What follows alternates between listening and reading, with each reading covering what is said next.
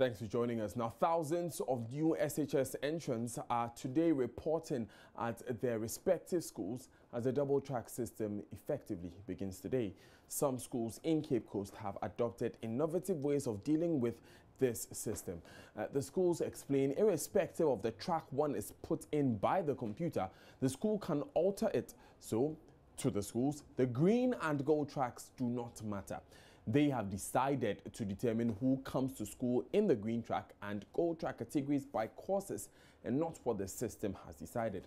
They believe some of the courses interrelate and should be treated as such.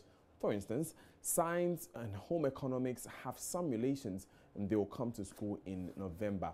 This, the schools say, is a better way of managing teachers and students than the current systems. Now, schools that have adopted this are Wesley Girls High School and University Practice SHS. We will be going to the Central Region to speak with the correspondent Richard Kojo for more in this interesting development. But before that, let's go to the Eastern Region for more on the double-track admissions. And we have with us on the phone lines Mauli Agui. Mauli, good afternoon and welcome. What's the latest on the implementation of the double-track system? Yeah, here in the Volta region, a lot of parents are expressing frustration at the slow pace of the admission process so far. Lots of them who have traveled from far as the Ashanti region and Northern region who have brought their children to the Volta region, to the various schools, especially Mauli School, Ola Girls, and Malco Senior High School. A number of them are expressing frustration at the slow pace of the admission process so far. According to the school authorities, I spoke to the headmaster of Mauli School, specifically Reverend Samuel Senanu Sieni, who attributed the slow pace of the admission process to a breakdown of the network system that they are using. And so they are resorting to the manual system when the network is restored, then they would go back to the network. But for now, they are resorting to the manual system, which is in other parts of the like Malco Girls, some of the parents who have gone to the school without an endorsement of the pictures of their ward have to go back to their former schools. They were asked to go back to their former school for an endorsement of the pictures before they are given admission. One peculiar situation at Mauli School is that some of the courses that have some interrelation were earmarked for track one. For example, science, general arts, and some other courses that do chemistry and other courses that are quite interrelated were supposed to be for track one. And now that other courses like home economics are also having technical and many other courses are also having track one, the implication is that the teachers who were supposed to come for track two will now have to report, and the school has, according to the headmaster, has immediately called all teachers to come back for the track one to begin. And so those are the developments in the Volta region as we speak. Mauli, you said that some students in different courses were grouped together to form the first track. Does that mean that they also ignored the original groupings given them by the education authorities? No, according to the headmaster, he's taking everybody who has been marked for track one. They are taking everybody who has been marked for track. The challenge is that for courses that were not originally built for track A or the green track, which is supposed to be track one, they have track one, track two. All of the courses will now have to begin with the track one.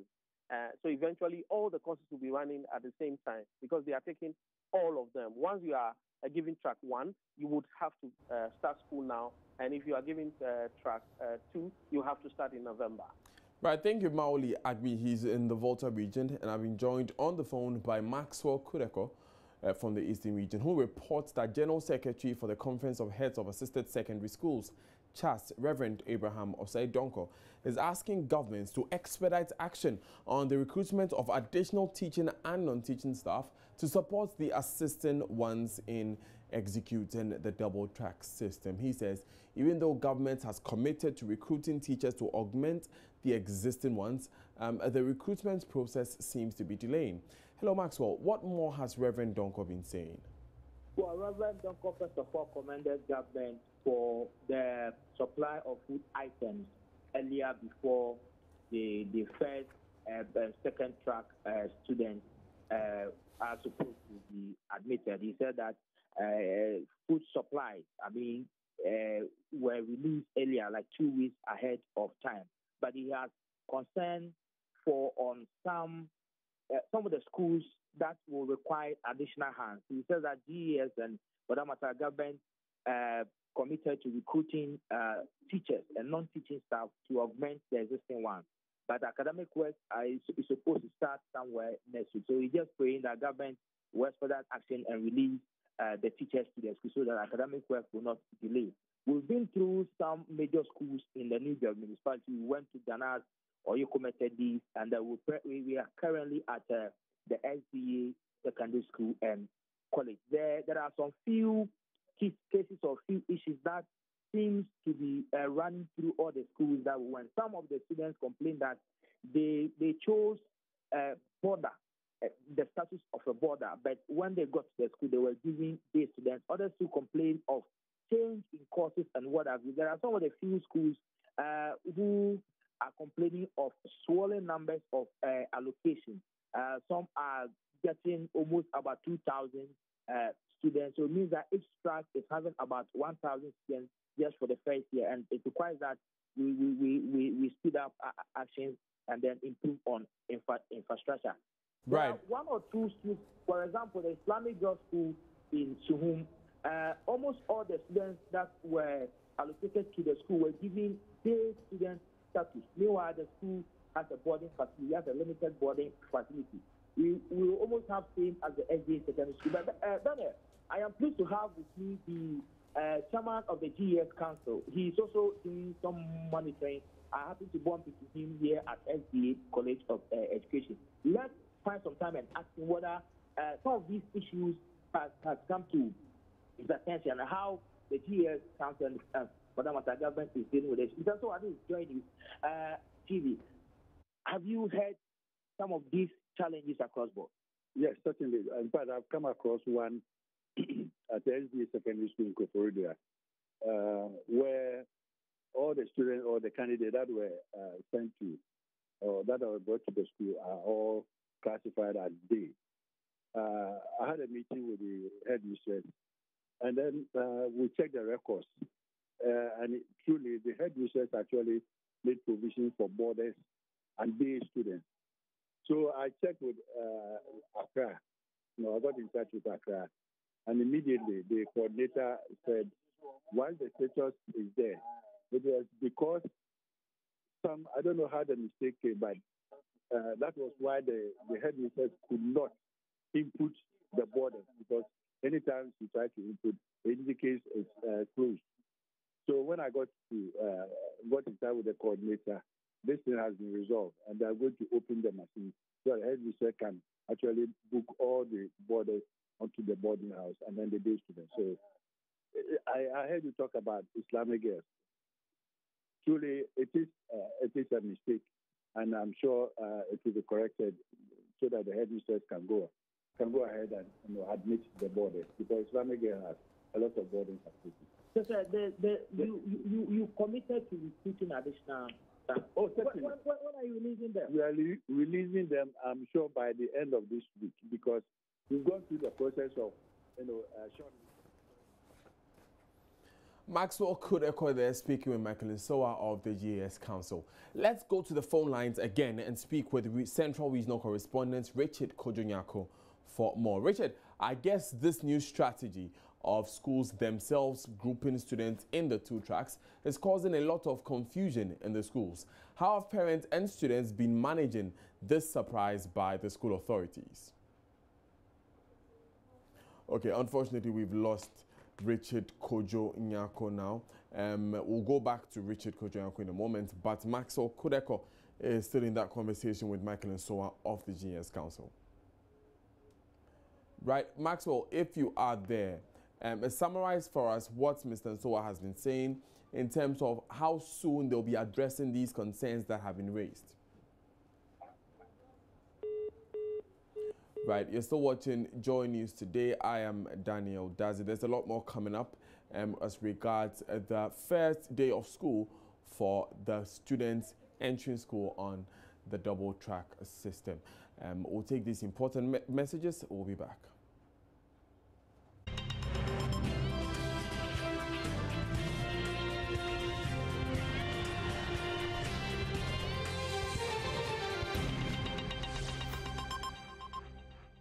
Still watching Joy News Today. I am Daniel Dazi. Thanks for staying with us. We take you now to the central region where Richard Kojonyako is standing by. Richard, this tweaking of the system that the school authorities have done, how are the parents reacting to it?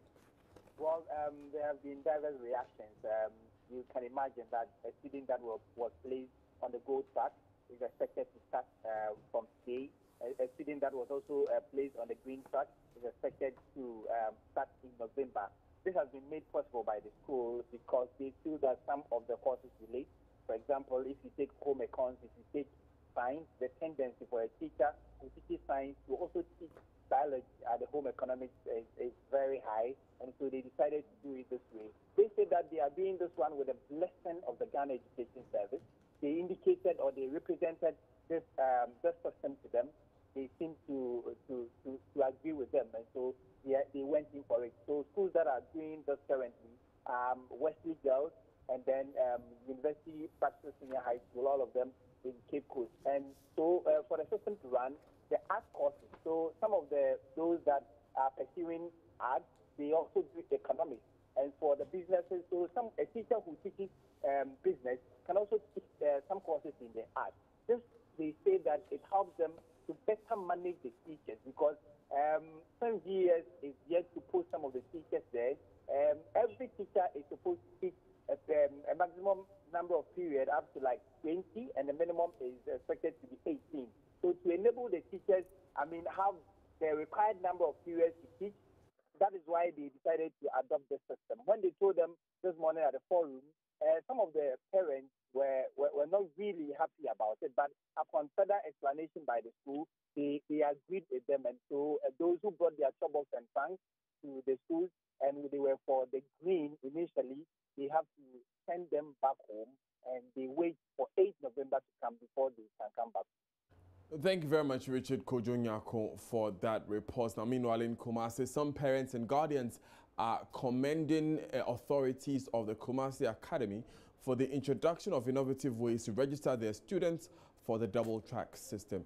Ohiming Teria is on that beat and he joins us on the phone with more. Ohiming, what have the parents been doing? What have the school authorities of Kumasi Academy been doing?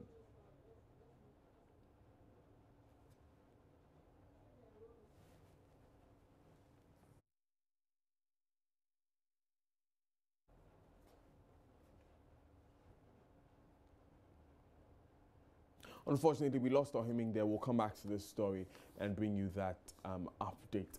Now, on to another education story. And weak structures, lack of teaching and learning materials, as well as untrained professional child educators are major factors impeding the shoring up of numbers in early childhood school enrollment in most parts of the country. In some communities, there are no classroom blocks at all for KG pupils. To address the challenge and promote the right age enrollment, Deputy Education Minister Dr. Yao Educhum tells Joy News government is partnering with the United Nations Children Fund to build more classroom blocks as well as trained child instructors in readiness for this academic year. There's more in the following report.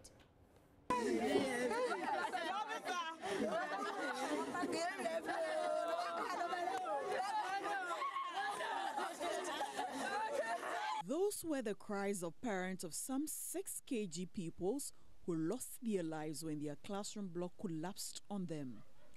All 6 children aged between 4 and 6 sadly bore the brunt of the inactions of state actors towards the education.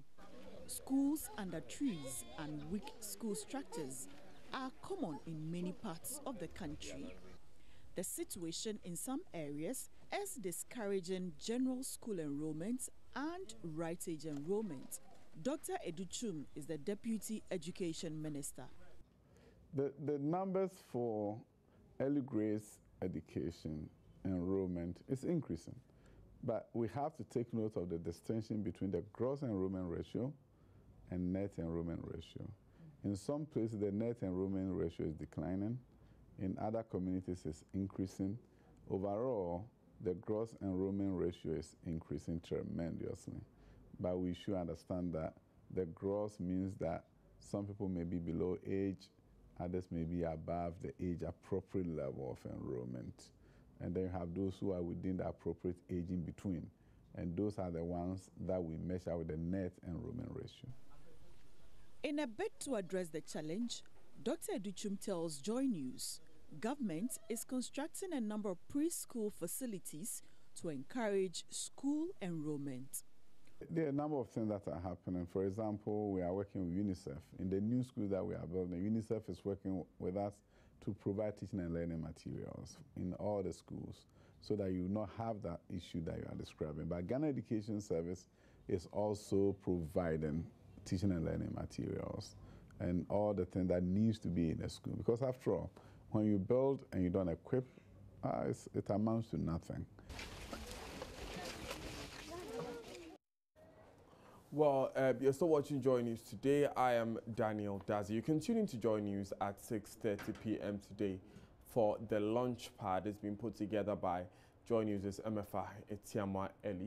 You can also join the month-long campaign on all our social media platforms with the hashtag EnrollMeNow, hashtag the launch pad. Share your comments and experiences with us as we promote right age enrollment throughout the month of September. You're still watching Joy News today. We'll now go back to that education story where Ohiming Teria is joining us on the line from Kumasi. Ohiming, what's the situation at Kumasi Academy? Thank you, Daniel. The situation here is quite different from what we have witnessed in some parts of the country where schools have difficulty in especially registering the first-year students. Here at Kumaka, school authorities told me what they have done is that they foresaw the challenge ahead, so they formed several committees according to courses. So when students come on campus, the first thing they do is to register them according to their courses. So as of now, there are parents who have come from some parts of the country, Western region and then Eastern region, with the hope that they will come and spend days on campus in order to register their horse. So fortunately for them, they have gone through the system, and the process is that you spend less than 15 minutes to get your horse registered. So out of 1,500 students who are expected to register for the school track for the track, school authorities say they have done more than 50% of the registration. So I have this the Reverend Professor of Headmaster of Master Academy. Tells me the innovative ideas they introduced have worked in the best way for school authorities that come. So within the next few days, they will be done with the registration here at Master Academy. Master is for parents who have come far and near to get their wards registered at Kumasi Academy. Right, thank you, Ohiming, for that report. We'll go to Nancy MFA Jodosi, who is here in Accra. MFA, which schools have you been to and what have you found out? Right, so Daniel, the first school I visited was the Accra Senior High School. And when I got there, the process was going on smoothly. In fact, they had divided the sessions into the various programs. And so if you were posted to come and offer a business course, you have a queue that you join. And for those who had self-placements, they also had a special queue. And so if you had any special problem that you needed attention for, there was a special queue for you to go to. And so for the Accra Senior High School, things were smooth. In fact, the GSPR, Cassandra Chum, was there, and she expressed how happy she was with how the Accra Senior High School things were going on smoothly. Students and parents were also happy. But when I got to the Labone Senior High School, now I got to speak to some parents whose wards were placed on the gold card. They were expressing their frustrations. They say that they have been to the school several times. One man said he's been here for 4 times, and today he's been here, and he's been asked to come back next week. And so the problems look, it looks as if those who have been placed on the gold card are finding it very difficult to register their awards. But those on the green cards are able to do everything successfully, and they are being encouraged to come to school tomorrow. Is this issue with the gold track students limited to Accra High? Well, when I went to Accra High, I hardly met any teacher or any parents who was coming for the gold card. Almost all the parents I spoke to said that got the green card. It was when I got to Laboni that I met quite a number of gold card parents who were expressing their frustration. So I cannot really say whether it's just peculiar to Laboni Senior High School. You mentioned that some officials of the GES expressed satisfaction with the process. What were their general impressions? So we met Cassandra, the GSPRO at Accra High Senior High School. So when she got there were quite a number of parents and students seated to get to their turn. But there were no complaints from the parents about how slow the process was, because the process was going so fast. She was actually happy that they were able to divide the sessions into the various courses. So it makes it very easy. So if you get there and then you are told that, okay, this is the business queue. So if you know you're placed on the business queue, you go to the business. If you're placed on general arts, you go to the general arts course. You don't have, there's no, mishap or anything of that sort. It's just a straight process. You go, you register, they give you your class. So they give you your class there and then at the registration. And then tomorrow when you come back to school, you know that, okay, you're going to business A or you're going to business B, Daniel. Thank you very much, MFA Joadosi, for that report. We'll move away from education, and the funeral rites of the late global icon, Kofi Annan, is underway at the Accra International Conference Center.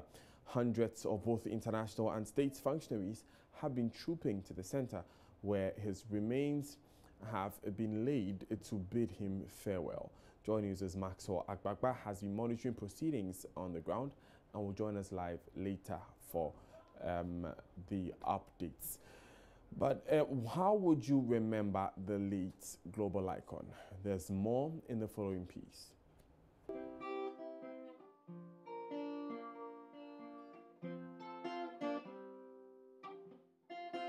In this documentary, we speak to schoolmates, friends, co-workers, and family members looking back on the life of the man who, until his death, wowed the world with his exemplary leadership style.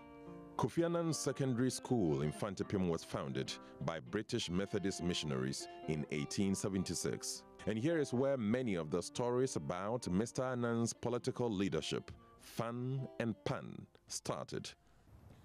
At school, there was nothing to distinguish Kofi from any other child in the school. Dr. Andrew Anane Akutu, a retired civil servant at the UN, was Mr. Annan's schoolmate at Infantipim. He remembers so vividly their time on campus back in the day.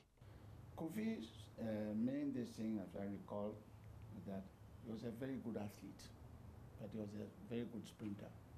And later on, I learned when he went to the States and so on, he was even competing in the States as a sprinter. While on campus, Kofi Annan was deeply involved in the political leadership, becoming the opposition leader of the mock parliamentary elections of Infantipim. That earned him the nickname Domo. For mock political parties and elected members to assemblies and so on. And Kofi was elected the deputy leader of the opposition. And in those days, opposition people were called generally Domo. So Kofi acquired the nickname Domo up till his passing. Amongst our close friends, we called him Domo. And this was at a time the Gold Coast was working to seek independence from Britain, a time of increased optimism about Ghana's political future, led by Ghanaians. Under the leadership of Kwame Nkrumah, a movement for independence was gaining ground, and by 1957, Ghana had become the first British African colony to gain independence. You may remember that during those middle 50s, most children at secondary schools and everywhere, we were all highly aware of the political activities and movements that were taking place in and around us. But this active involvement in politics on campus would not translate into dabbling in politics at the national level. This is why the legendary former headmaster of Infantipim, F.L. Bartels, would not allow his students to join the political movement. He's a man who would influence a generation. F.L. Bartels instilled in his students greater discipline. Ambassador Patrick Hayford was Director for Regional and African Affairs in the Executive Office of the UN Secretary General. As an old boy of Infantipim himself, Ambassador Hayford believes the influence of F.L. Bartels helped shape the character of Kofi Annan. Was a wonderful educationist who helped to instill these values of discipline and honesty and integrity, but above all, public service. He helped to instill this in his students, including in Mr. Kofi Annan. And Mr. Annan often spoke of the influence of Mr. F.L. Bartels. One of Kofi Annan's noticeable achievements at Infantipim was to lead a protest against poor quality of food in the dining hall. He happened to be the leader of a small group of students who were protesting perhaps more loudly than others. And this came to the notice of the headmaster, Bartels. F.L. Bartels then called him to his office and said, "I understand you had something to do with all the strike nonsense. If you have an issue to discuss, come to me and we'll discuss it man to man. You are reasonably intelligent. Given the chance, you may become a useful member of society." That was the prophecy.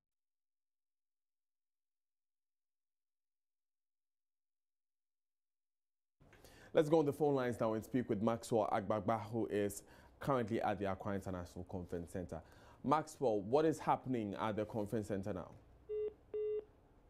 Maxwell, if you can hear me, we want to know what's the latest at the conference center.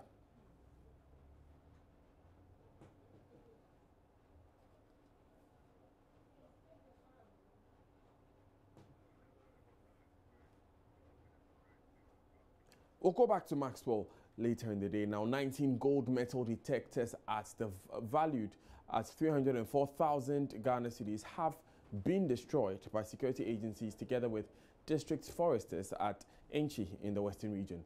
The gold metal detectors are new mining machines imported by foreigners to engage in illegal mining in forest reserves in Awin, Swaman. Now, the device has been specially designed to detect exact locations of gold with the help of a monitoring headphone device. Mahmoud Mohamed Nuruddin chanced upon the burning of the devices and filed this report.